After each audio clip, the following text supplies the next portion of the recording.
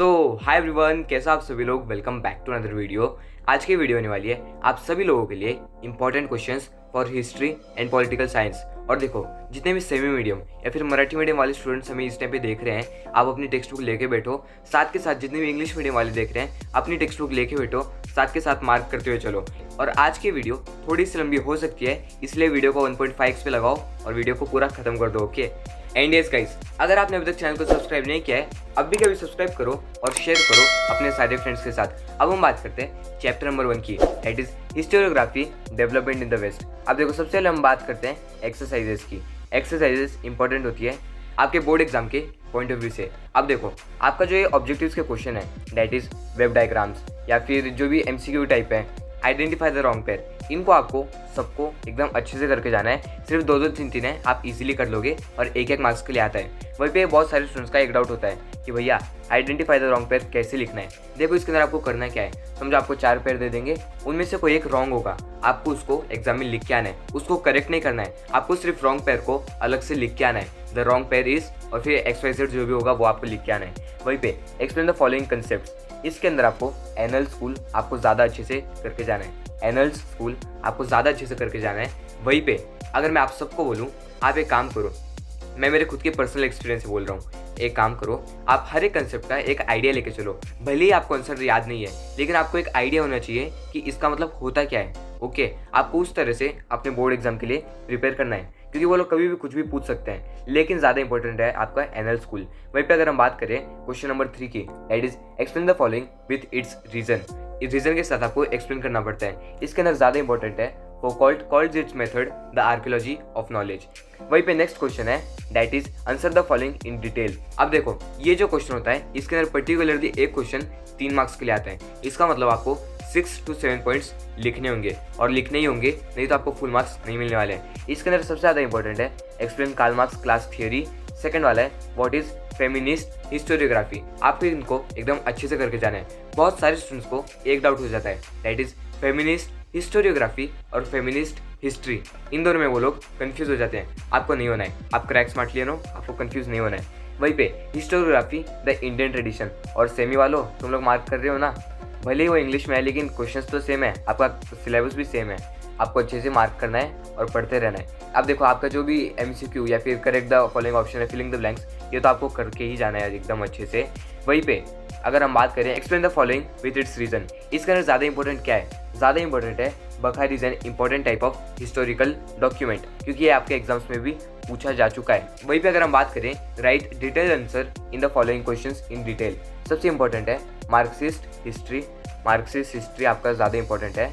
वहीं पे explain the following concepts, इसके अंदर सबल्टन हिस्ट्री, ये हमारे टाइम पे आ चुका था, और मैं आपको बोलूँ, मैं नहीं प्रिपेयर करके आया था, लेकिन मुझको आइडिया था कि आपको क्या लिखना है, मैं वही लिख के आया था, और फिर भी मुझे 97 मिले। आपको ही मिल सकते हैं अगर आप अपने कंसेप्ट्स को क्लियर रख रहे हो और आपको एक आइडिया है कि किस टाइप का कौन सा कंसेप्ट है। वहीं पे हम बात करें ओरिएंटलिस्ट हिस्ट्री, ये आपको अच्छे से करके जाना है। और देखो, आपके जो भी कंसेप्ट चार्ट्स या फिर वेब डायग्राम्स हैं, ये तो आपको अच्छे से करना ही है, ये तो आपको अच्छे से करना ही है। और देखो, इन चैप्टर्स में से यही से क्वेश्चंस बनते हैं, ज़्यादातर यही से क्वेश्चंस बनते हैं। वहीं पे हम बात करते हैं चैप्टर नंबर 3 की, दैट इज अप्लाइड हिस्ट्री। इसके अंदर इंपॉर्टेंट क्या है भाई साहब। अब देखो, मैं आप सबको बोलूँ, ये जो डू यू नो वाले बॉक्सेस आते हैं ना, या फिर इसके नीचे वाले do you know Indian museum Kolkata, आपको इनको एकदम अच्छे से करके जाना है, क्योंकि इस टाइप के क्वेश्चंस वो लोग पूछ लेंगे। वो लोग करेंगे क्या, आपको एक इमेज दे देंगे और फिर बोलेंगे कौन सी म्यूजियम है ये, फिर आपको लिखना आना चाहिए। वहीं पे उससे रिलेटेड थोड़ी बहुत इन्फॉर्मेशन भी पूछ लेंगे, सेल्फ रिस्पॉन्स टाइप के क्वेश्चन भी पूछ लेंगे 4 मार्क्स क्वेश्चन नंबर 4 के लिए। ओके, आपको उस लेवल से खुद को प्रिपेयर रखना है, और आप मेरी वीडियोस देख रहे हो, प्रिपेयर तो डेफिनेटली हो जाओगे। वहीं पे हम बात करते हैं MCQs वगैरह, तो आपको खुद को करने हैं। ओके, इन दोनों में से ज़्यादा इंपॉर्टेंट क्या है, मैं बोलूँ अप्लाइड हिस्ट्री ज़्यादा इंपॉर्टेंट है, और आर्काइव्स कभी कभी पूछ लेते हैं। आप दोनों को समझ के जाओ, लेकिन आपको आंसर याद करना है अप्लाइड हिस्ट्री का। वहीं पे आपको ये जो नेक्स्ट क्वेश्चन है, that is explain the following with statements and reasons. अब इसके अंदर आपको ये जो सेकंड वाला क्वेश्चन है, ये तो बहुत अच्छे से करके जाना है, क्योंकि आपके एग्जाम्स में भी बहुत बार पूछे गए। That is the list of world heritage sites is announced by UNESCO. इसको आपको एकदम अच्छे से याद करके जाना है, आपके एग्जाम में आ सकता है। वहीं पे क्वेश्चन नंबर 5, राइट इलॉबरेट आंसर्स। ये जो क्वेश्चन है चैप्टर नंबर 3 से, इसके लिए उतने क्वेश्चंस नहीं बनते हैं, लेकिन आपको अप्लाइड हिस्ट्री क्या होता है वो आपको आना चाहिए। और वहीं पे क्वेश्चन नंबर 1 को आप अच्छे से करके जाओ। And yes guys, second question that is how can we correlate applied history with our present. अब देखो आपका चैप्टर इसके ऊपर है, अगर आपने ये क्वेश्चन को नहीं किया क्या फायदा फिर। इस टाइप के क्वेश्चंस आपके एग्जाम के अंदर आते हैं, अगर आप थोड़ा बहुत लॉजिक लगाओगे आपको खुद को भी आइडिया बैठ जाएगा। वहीं पे chapter number 4 that is history of Indian arts, इसके अंदर क्या इंपॉर्टेंट है। अब देखो हमारे तो ये रेडी था, लेकिन मैंने आपके लिए PYQs को एनालाइज किया और देखा कि कौन सा टॉपिक ज़्यादा इंपॉर्टेंट है। अब देखो इनमें से आपको डायग्राम्स तो अच्छे से करके जाने ही है, वहीं पे ये तो आप कर लोगे, ऑब्जेक्टिव्स तो आपको खुद को करना है। आर्ट, ये जो आर्ट है ना, मराठी स्टाइल ऑफ पेंटिंग और आर्ट, आपको इन दोनों को एकदम अच्छे से करके जाना है। वहीं पे explain the following statements with reasons, इसके अंदर सेकंड वाला ज़्यादा इंपॉर्टेंट है क्योंकि ये आपके एग्जाम के पॉइंट ऑफ व्यू से ज़्यादा इंपॉर्टेंट है। वहीं पे हम बात करें answer the following questions in detail. In detail के अंदर आपको कौन सा लिख के आना है। सबसे पहला आपको मार्क करना है जो कि है आपका फर्स्ट वाला, that is write in detail about the folk styles of paintings. देखो गाइज आपको ये अच्छे से करके जाने हैं, अगर आप अपने कंसेप्ट को क्लियर रख रहे हो आप इजीली लिख के आ जाओगे। और देखो अगर मैं आपको बोलूँ हिस्ट्री के अंदर वर्ड टू वर्ड लिखने की कोई ज़रूरत नहीं है, आपने एक बार समझ लिया आप खुद के वर्ड्स में भी लिख के आ सकते हो। अब हम बात करते हैं आपके नेक्स्ट चैप्टर की, that is mass media and history. ये जो चैप्टर है ये एक आपका IMP चैप्टर है और वहीं पे एक सिंपल चैप्टर भी है। ओके, ये सिंपल चैप्टर भी है और एक इंपॉर्टेंट चैप्टर भी है। क्यों, मैं आपको अब बताता हूँ, क्योंकि इससे रिलेटेड क्वेश्चंस एग्जाम के अंदर आते हैं, फिर जैसे ऑब्जेक्टिव्स हो, 3 मार्क्स हो या फिर वेब डायग्राम्स हो, इनसे रिलेटेड क्वेश्चंस बनते ही हैं। वहीं पे हम बात करें शॉर्ट नोट, आपको शॉर्ट नोट किसके ऊपर लिखना है। सबसे इंपॉर्टेंट रहेगा why do we need mass media.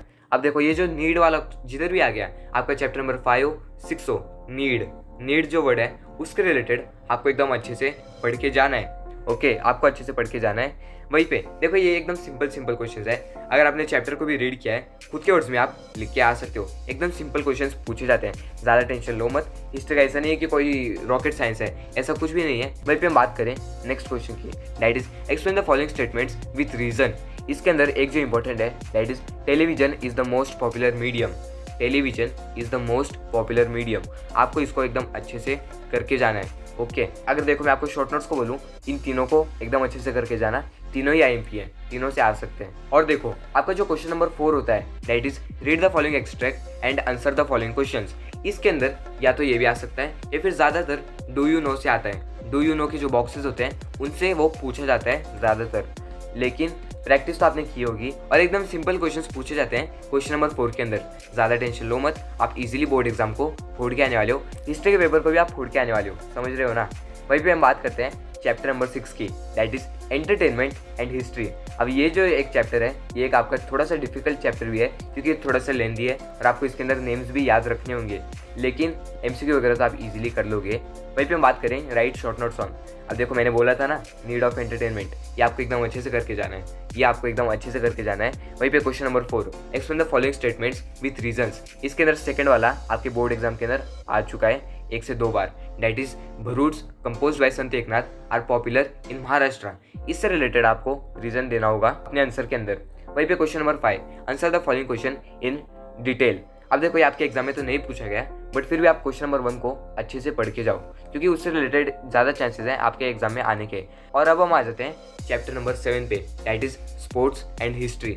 ये जो चैप्टर है ये भी एक आपका IMP चैप्टर है, इससे ऑब्जेक्टिव से भी क्वेश्चन आ जाते हैं, वेब डायग्राम से भी क्वेश्चन आ जाते हैं और 3 मार्क्स के लिए भी आ जाते हैं। हमारे टाइम पे तो डायग्राम के लिए भी आया था और 3 मार्क्स के लिए भी आ गया था। अगर आप अच्छे से करके जा रहे हो कोई भी टेंशन नहीं है, आपको टाइप्स ऑफ स्पोर्ट्स अच्छे से पढ़ के जाना है। वहीं पे ये जो स्पोर्ट्स के नेम है that is indoor sports, outdoor sports, international sports, Indian sports, आपको इनके नेम्स अच्छे से 2-2, 3-3 एग्जाम्पल आपको याद होने चाहिए, तब जाके आप अच्छे से लिख के आने वाले हो। वहीं पे हम बात करें ये जो आपके ऑब्जेक्टिव्स हैं ये तो आपको करने ही है। इन दोनों में से आपको क्या करना है, आप एक काम करो टॉयज एंड फेस्टिवल, इसको एकदम अच्छे से करके जाओ। और देखो चैप्टर नंबर 7 एक सिंपल चैप्टर है, अगर आप रीड कर रहे हो तो भी आप अच्छे से लिख के आ जाओगे। वहीं पे explain the following statements with reason. इसके अंदर आपको क्या लिखना है, इसके अंदर toys can tell us about cultural history. ये एक आपका IMP है जो कि आपके एग्जाम्स के अंदर भी पूछा जाता है, आपके एग्जाम्स के अंदर भी ये आता है। नंबर 4 की that is write detailed answer to the following questions. इसके अंदर explain the difference between outdoor and indoor games. ये हमारे टाइम पे आ गया था। और देखो बहुत सारे स्टूडेंट्स को एक डाउट होता है कि भैया डिफरेंस कैसे लिखना है, पैराग्राफ फॉर्म में लिखना है या फिर पॉइंट वाइज ही लिखना है। देखो जैसे आप डिफरेंस लिखते आए हो आपको वैसे ही लिखना है, दैट इज 2 कॉलम्स बना के, यहाँ पे इंडोर गेम्स, यहाँ पे आउटडोर गेम्स, आपको इस तरह से लिख के आना है। मैं तो इस तरह से लिख के आया था और आप चाहो तो सब हेडिंग भी डाल सकते हो, जैसे कि डेफिनेशन, या फिर कोई और चीज़, आप इस तरह से सब हेडिंग्स डाल के अपने आंसर को लिख सकते हो, वो और भी अच्छा प्रेजेंटेबल लगेगा।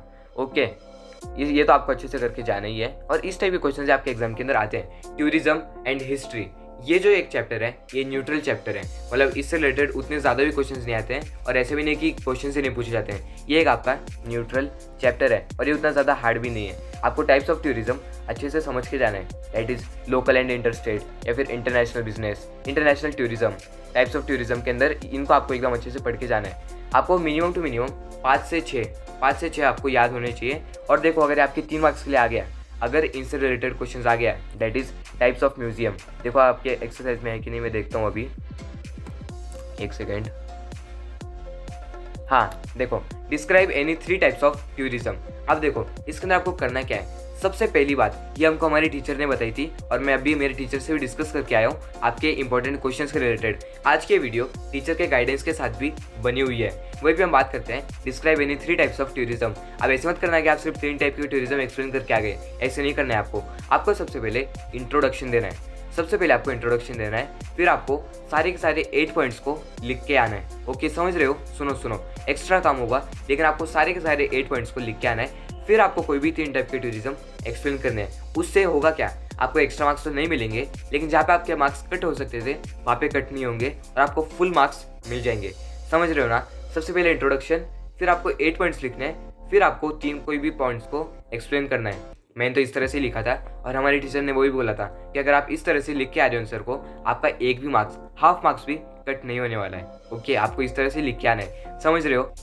एंड यस गाइस, आपको इस तरह से अपने आंसर्स को लिखना है। And I challenge you all, मैं आप सबको एक चैलेंज देता हूँ कि आपको हिस्ट्री के एग्जाम को बहुत अच्छे से लिख के आना है। आप खुद के वर्ड्स में भी लिख के आ सकते हो। अगर आपको मेरा ये पॉइंट क्लियर है, अब भी कभी कमेंट करो, that is challenge accepted. 1 minute भी नहीं लगेगा, अभी कभी कमेंट करो चैलेंज एक्सेप्टेड। मैं समझ जाऊंगा कौन कौन इस वीडियो को यहाँ तक देख रहा है और अपने बोर्ड एग्जाम्स को लेके सीरियस है। अब हम बात करते हैं राइट शॉर्ट नोट्स। आपको शॉर्ट नोट्स कैसे लिखना है, इसके अंदर देखो एग्रो टूरिज्म एक इंपॉर्टेंट है कि एग्रीकल्चर से रिलेटेड आपको क्वेश्चन पूछ सकते हैं, दैट इज एग्रो टूरिज्म। इससे रिलेटेड आपको क्वेश्चन आ जाएगा, ये एक आपका इंपॉर्टेंट है। वहीं पे explain the following statement with reasons, इन दोनों में से कौन सा ज़्यादा इंपॉर्टेंट है। अब देखो, अगर मैं आपको बताऊं, ये वाला आपके एग्जाम के अंदर आ सकता है, that is the number of people travelling back and fourth from India has increased considerably. आपको इस तरह से अपने क्वेश्चन को लिख के आना है। वहीं पे हम बात करते हैं चैप्टर नंबर 9 की। यस गाइस, अब हम आ चुके हैं अपने लास्ट चैप्टर पे। सिर्फ 10 से 12 मिनट की वीडियो बची होगी, एंड तक देखना, आपके सारे डाउट्स, सारे इंपॉर्टेंट क्वेश्चंस आपको मिल जाएंगे। अब देखो, हेरिडिटी एंड मैनेजमेंट, इनमें से क्या इंपॉर्टेंट है। अब आपका जो ये चैप्टर है ये थोड़ा सा टफ हो सकता है क्योंकि इसके जो नेम्स या फिर इसके जो कंसेप्ट्स हैं वो थोड़े से ज़्यादा इंपॉर्टेंट है। वही भी आपको मोनालिसा की पेंटिंग को अच्छे से समझ के जाना है, उससे रिलेटेड सारे कंसेप्ट्स को भी समझ के जाना है, कोई भी डेट वगैरह जो भी हो आपको समझ के जाना है। और ये जो म्यूजियम्स के नेम है ये तो भाई साहब याद रख लेना, इनसे रिलेटेड आते हैं। और देखो, ये जो म्यूजियम है खासकर छत्रपति शिवाजी महाराज वास्तु संग्रहालय, इसको आपको एकदम अच्छे से पढ़ के जाना है। 3 मार्क्स के लिए भी आ जाता है, 3 मार्क्स के लिए भी आ जाता है। और एक और क्वेश्चन है, दैट इज सरस्वती महल ग्रंथालय, ये आपको दिख रहा होगा, सरस्वती महल ग्रंथालय, ये भी आपको अच्छे से पढ़ के जाना है। इससे रिलेटेड क्वेश्चंस बन सकते हैं आपके एग्जाम्स के अंदर। लेकिन अगर हम एक्सरसाइज की बात करें, एक्सरसाइज के अंदर कौन से ज़्यादा इंपॉर्टेंट है, अब देखो आपको ऑब्जेक्टिव्स तो खुद करना ही है। वहीं पे हम बात करें explain the following statements with reasons, इसके अंदर आर्काइव्स वाला ज़्यादा इंपॉर्टेंट है, that is archives and libraries publish research journals informative pamphlets leaflets posters etcetera. ये एक आपका इंपॉर्टेंट है क्योंकि इससे रिलेटेड एग्जाम में क्वेश्चंस बने हैं। वहीं पे इनमें क्या इंपॉर्टेंट है भाई साहब, इसके अंदर है सरस्वती महल ग्रंथालय आपका ज़्यादा इंपॉर्टेंट है, और स्थल कोश आपको अच्छे से करके जाना है। ये जो कोश के नेम्स हैं इनको समझ के जाना, इनसे रिलेटेड एग्जाम्पल्स को समझ के जाना, आप लिख के आ सकते हो।